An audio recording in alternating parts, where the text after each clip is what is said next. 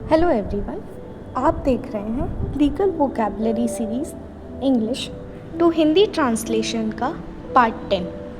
पिछले पार्ट्स में हमने कुछ इम्पॉर्टेंट लीगल वर्ड्स को सिंपल एंड इजी लैंग्वेज में समझा था। आज के पार्ट 10 में हम 5 न्यू इम्पॉर्टेंट लीगल वर्ड्स सीखेंगे जो कोर्ट रूम और कानून की भाषा में कॉमनली यूज़ होते हैं। तो आज के हमारे 5 वर्ड्स हैं hearsay, immunity, injunction, intellectual property and jurisdiction. तो चलिए शुरू करते हैं हम अपने पहले वर्ड से, हेयरसे। हेयरसे का हिंदी में मतलब होता है सुनी सुनाई बात। इसका अर्थ किसी तीसरे व्यक्ति द्वारा कही गई बात को अदालत में साक्ष्य के रूप में पेश करना। इससे प्रत्यक्ष साक्ष्य नहीं माना जाता, सिर्फ खास परिस्थितियों में मान्य होता है। इस डायरेक्ट एविडेंस नहीं माना जाता है, मतलब इसे प्रत्यक्ष साक्ष्य नहीं माना जाता है। उदाहरण अगर हम देखें तो एक चोरी के मामले में गवाह कोर्ट में आया और बोला, मुझे मेरे दोस्त ने बताया कि रमेश को चोरी करते हुए देखा। जज ने पूछा, क्या तुमने खुद देखा? तो गवाह ने बोला, नहीं। जज ने कहा, ये हियरसे है और इस पे भरोसा नहीं कर सकते क्योंकि तुमने खुद नहीं देखा। अब हियरसे की कुछ विशेषताएं होती हैं। कैरेक्टरिस्टिक्स, पहला, गवाह घटना का प्रत्यक्षदर्शी नहीं होता है, मतलब वो सामने से नहीं देखता है, उसने किसी की कही सुनाई बातों को लाके वो कोर्ट में कहता है कि हाँ मैंने सुना था कि ऐसा हुआ था, उसने वो चीज़ खुद से नहीं देखी भी रहती है। दूसरा, क्योंकि वह दूसरे व्यक्ति द्वारा कही गई बात होती है।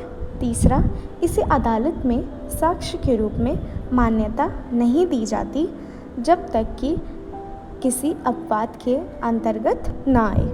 अब हेयरसे के कुछ एक्सेप्शंस हैं, यानी अपवाद हैं, मतलब कि ऐसे सिचुएशंस जहाँ पे हेयरसे हम कंसिडर कर सकते हैं। पहला, डाइंग डिक्लेरेशन। भारतीय साक्ष्य अधिनियम की धारा 32 क्लॉज 1 में ये स्वीकार किया गया है। दूसरा, एडमिशन एंड कॉन्फेशन।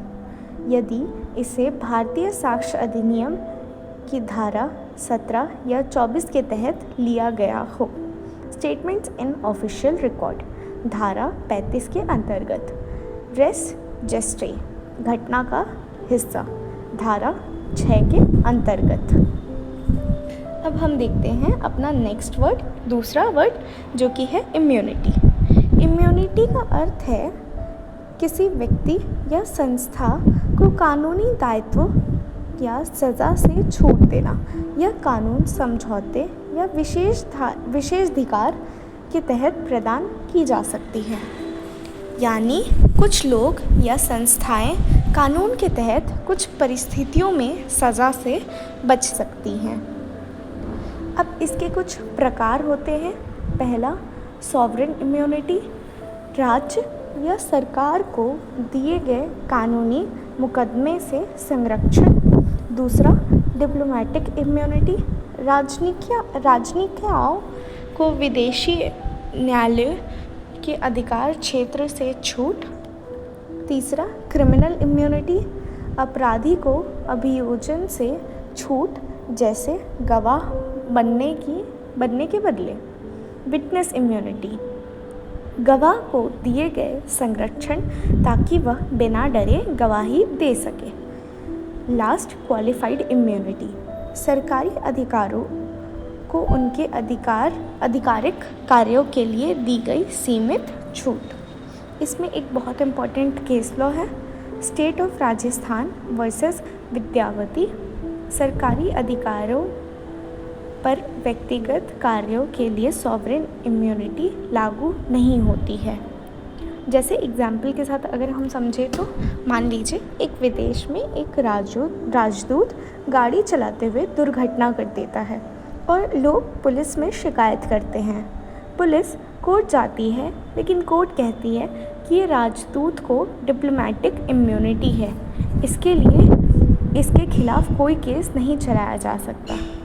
इसी तरह अगर कोई अपराध कोर्ट में सच्चाई बताने को तैयार हो, उसे क्रिमिनल इम्यूनिटी दी जा सकती है ताकि वो बाकी दोषियों के खिलाफ गवाही दे सके कि वो उनसे डरे ना। अब हम देखते हैं अपना तीसरा वर्ड, इंजंक्शन। इंजंक्शन का अर्थ है न्यायालय का एक आदेश है जो किसी व्यक्ति को कोई कार्य करने या ना करने के लिए बाधित करता है। यानी कोर्ट आदेश देती है कि कोई गलत काम ना हो या कोई ज़रूरी काम पूरा हो। इसके कुछ टाइप्स होते हैं। पहला, टेम्पररी इंजंक्शन, मतलब मामला लंबित रहने तक लागू, जो कि CPC ऑर्डर 39 रूल 1 एंड 2 के तहत है।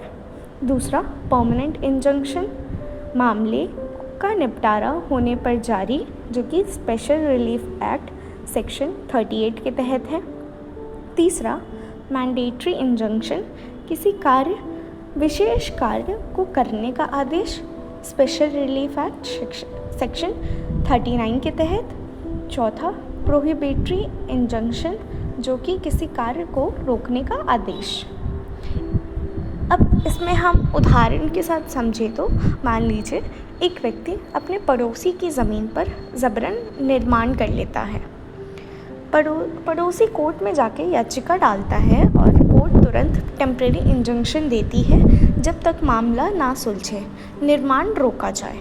मुकदमे के अंत में कोर्ट परमानेंट इंजंक्शन दे देती है कि भविष्य में कोई भी निर्माण ना करे।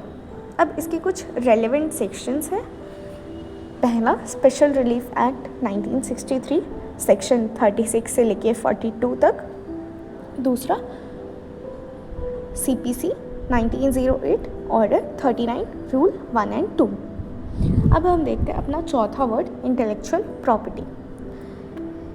इंटेलेक्चुअल प्रॉपर्टी एक मानव मस्तिष्क द्वारा सृजित किसी भी मौलिक विचार, नवचार या रचना को संदर्भित करती है जिसे कानून द्वारा संरक्षित किया जा सकता है, जैसे किताब, गाने, आविष्कार, डिज़ाइन जो इंसान खुद बनाता है। अब इसके भी कुछ टाइप्स होती हैं। पहला, कॉपीराइट, साहित्य, संगीत, फिल्म, सॉफ्टवेयर आदि की सुरक्षा। कानून, इसमें कौन सी कानून यूज़ होते हैं? Copyright act 1957। दूसरा, ट्रेडमार्क, किसी ब्रांड या उत्पाद को पहचानने वाला नाम, प्रतीक या लोगो, ट्रेडमार्क एक्ट 1999। पेटेंट, नई खोज या आविष्कार की सुरक्षा, पेटेंट एक्ट 1970। डिज़ाइन, उत्पादों की अद्वितीय संरक्षण या पैटर्न की सुरक्षा, designs act 2000। Geographical indications, GI tags, किसी स्थान से संबंधित विशेष उत्पादों की सुरक्षा, geographical indication of goods act 1999।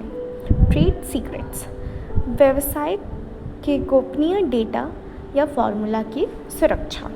इसको अगर हम सिंपल सा एग्जाम्पल के साथ समझें तो मान लीजिए एक लेखक ने खुद किताब लिखी और उसका कॉपीराइट कराया ताकि कोई उसकी नकल ना कर सके। मतलब उसने जो किताब लिखी उसको कोई दोबारा सेम कॉपी पेस्ट करके अपना नाम ना लिखवा सके, तो उन्होंने उस पर कॉपीराइट लगा दिया।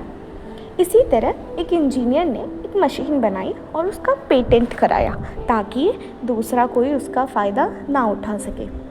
ये हक उसके दिमाग की मेहनत पर आधारित होते हैं। हमारा लास्ट एंड पांचवा वर्ड है जुरिस्डिक्शन। जुरिस्डिक्शन का हिंदी में मतलब होता है अधिकार क्षेत्र।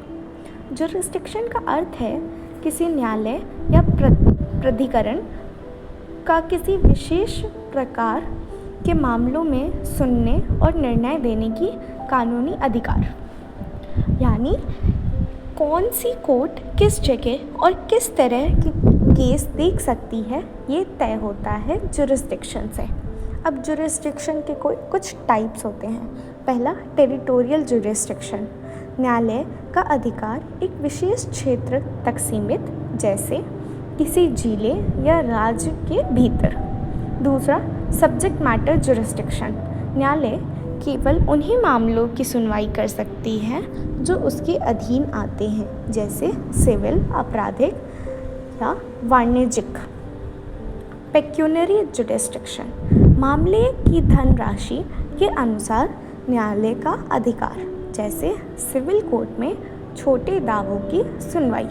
ओरिजिनल जुरिस्डिक्शन, किसी मामले की पहली बार सुनवाई का अधिकार, जैसे उच्च न्यायालयों का मूल अधिकार क्षेत्र। एपेलेट जुरिस्डिक्शन, अपील के मामलों की सुनवाई, जैसे उच्च न्यायालय या सर्वोच्च न्यायालय। कॉन्करेंट जुरिस्डिक्शन, दो या अधिक न्यायालय का एक ही मामले पर अधिकार। एक्सक्लूसिव जुरिस्डिक्शन, केवल एक न्यायालय का मामला सुनने का अधिकार। एग्जाम्पल से समझे तो, अगर झगड़ा दिल्ली में हुआ तो टेरिटोरियल जुरिस्डिक्शन दिल्ली की कोर्ट की होगी।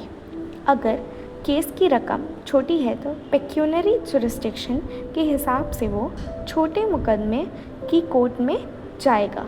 ये तय करता है कि मुकदमा सही कोर्ट में चले। तो दोस्तों, आज के पार्ट 10 में हमने 5 नए वर्ड सीखे। इसका हम एक समरी देखें तो हियर से सुनी सुनाई बातें, इम्यूनिटी, कानूनी छूट, इंजंक्शन, रोक का आदेश, इंटेलेक्चुअल प्रॉपर्टी, दिमाग से बनी संपदा, जुरिस्डिक्शन, कोर्ट का अधिकार क्षेत्र। पार्ट 11 में हम नए शब्दों के साथ फिर मिलेंगे। वीडियो अच्छा लगे तो लाइक, शेयर और कमेंट ज़रूर करें। मिलते हैं हम पार्ट 11 में। तब तक थैंक्स फॉर वॉचिंग।